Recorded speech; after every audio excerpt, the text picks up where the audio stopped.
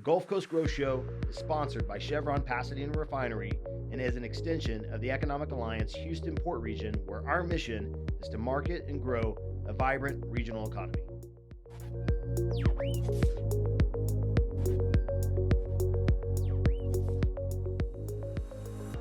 Welcome, everybody.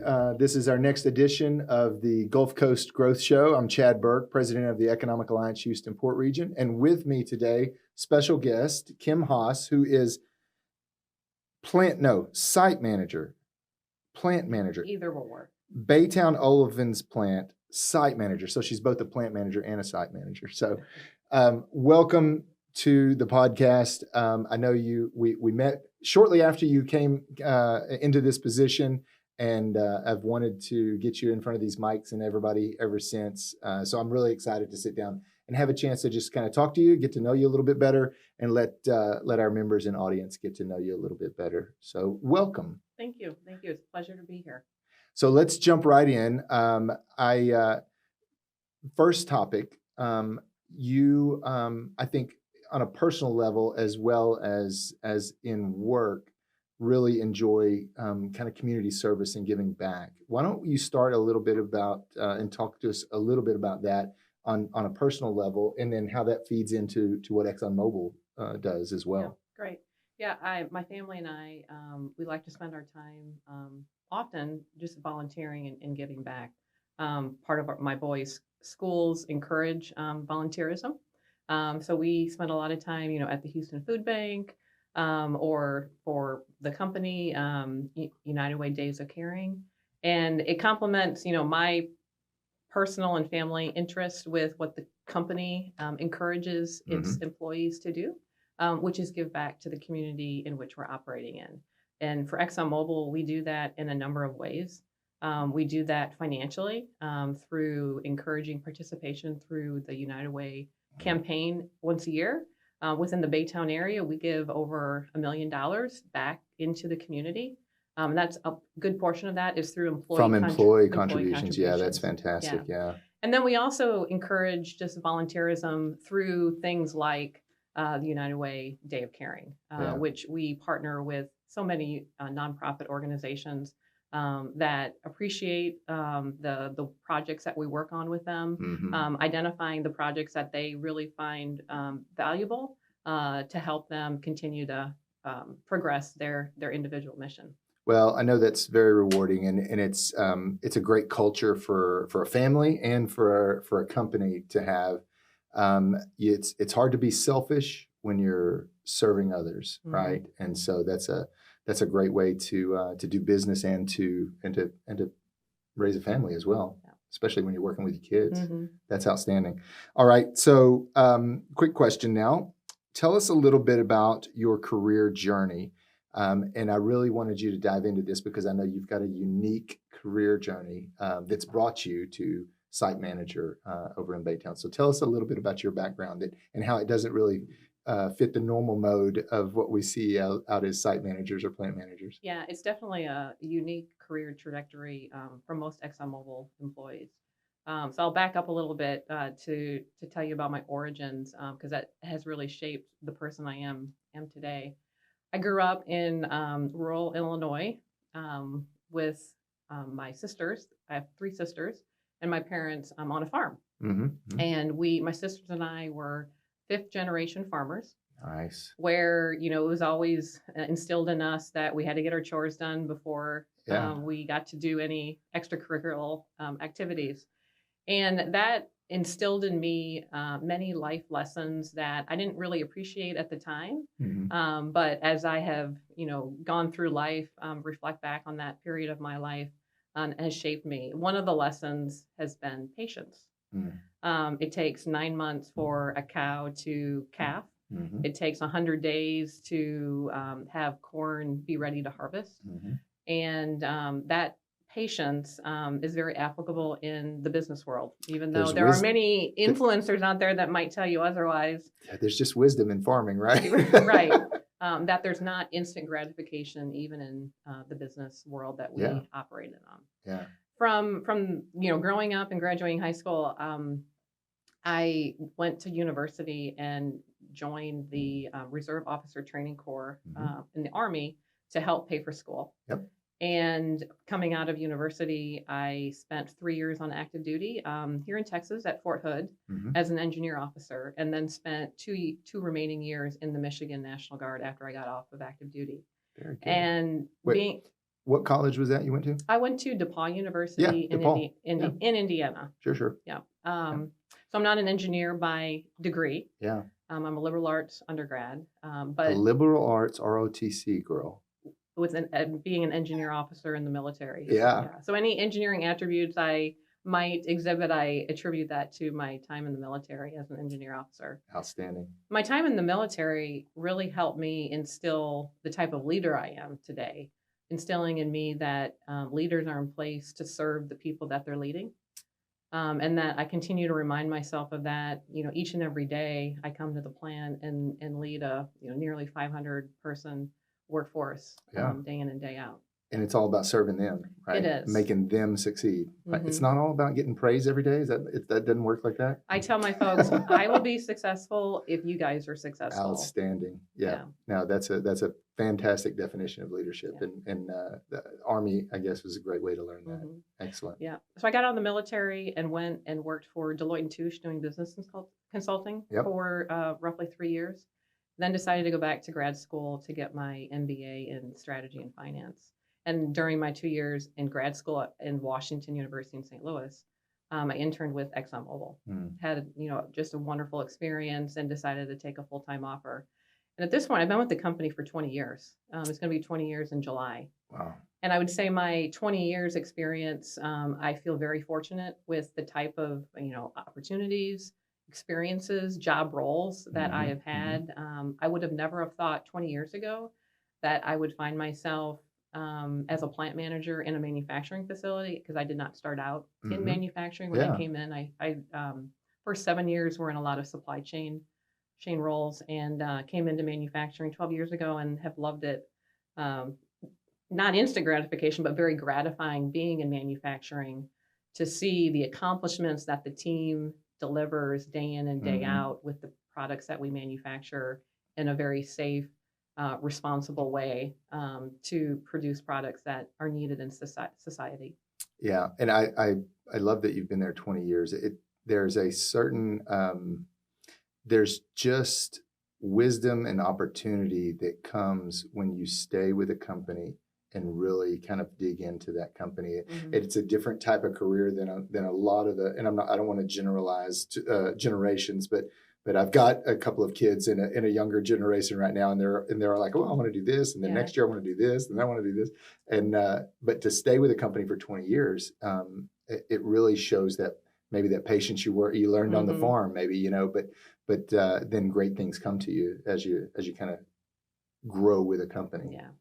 So you talked about your enjoyment of manufacturing. So tell me, let's talk a little bit about the products you make.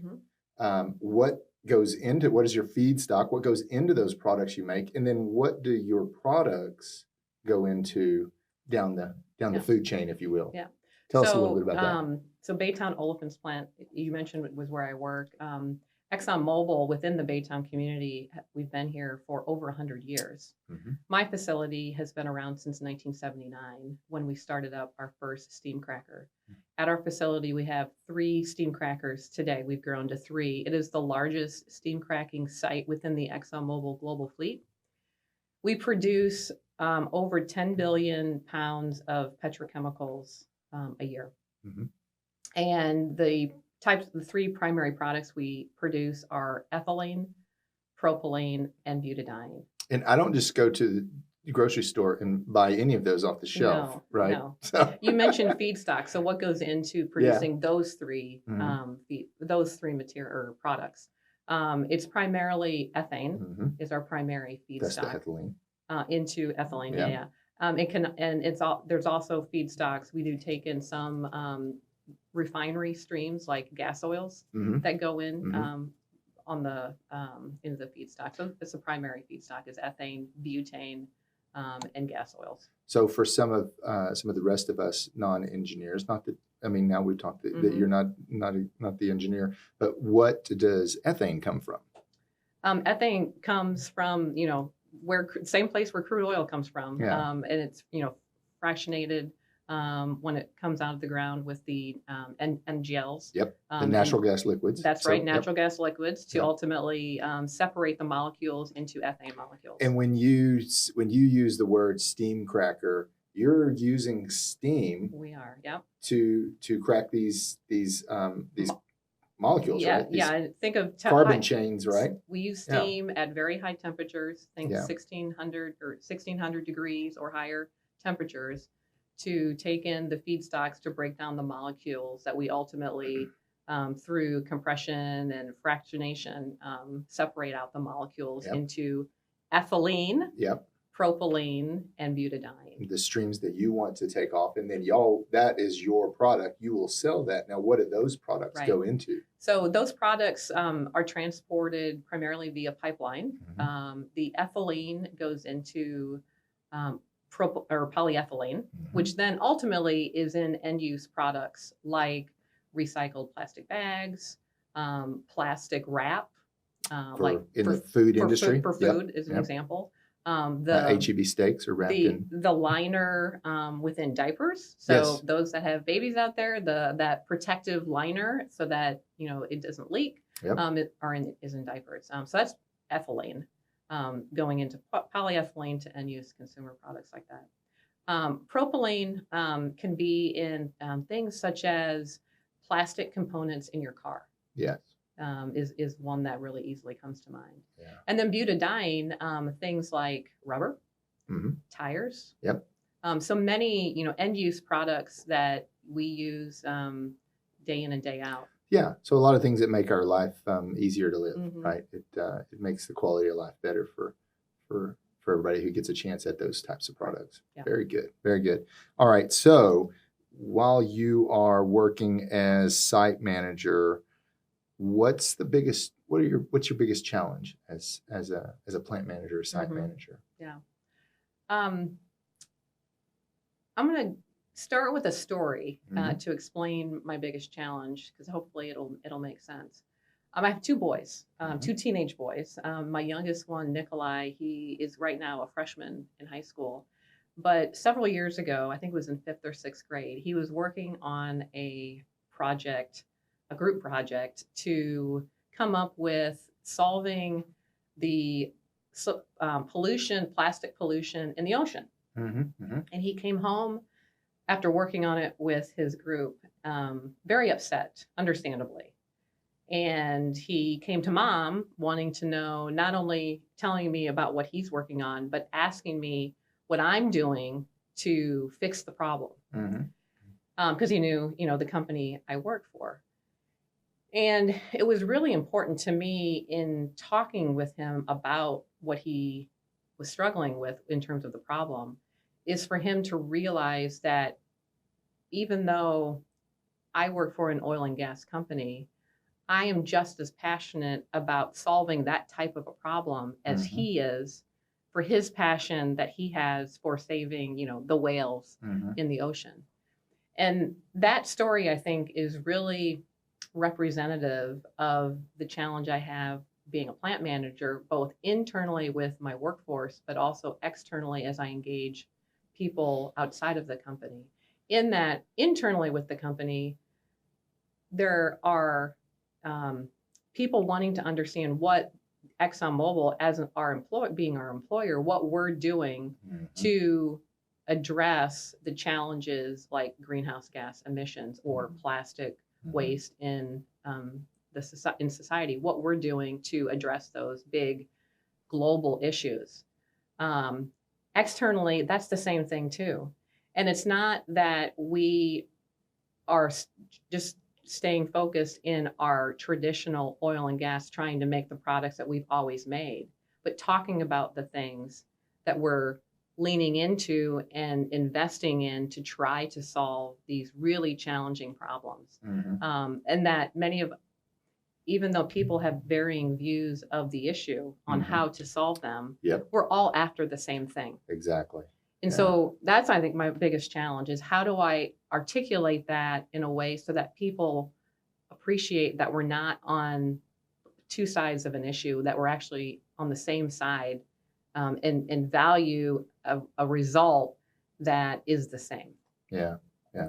And I know it's not your facility, but the advanced recycling Yes. facility that, recently been built and up and running. And But that's a great example Yeah. of where we're trying to develop a technology or a solution that is not competing with the mechanical recycling. Yes. Actually trying to get at plastic waste that is ending up in landfill today because mechanical recycling can't take it for technical reasons.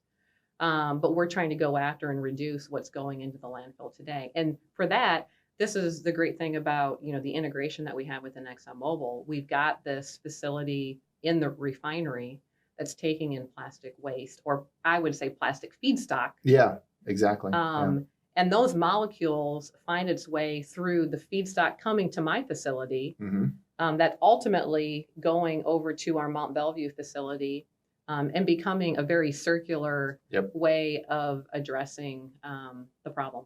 Yep. No, that's fantastic. And that's a great example.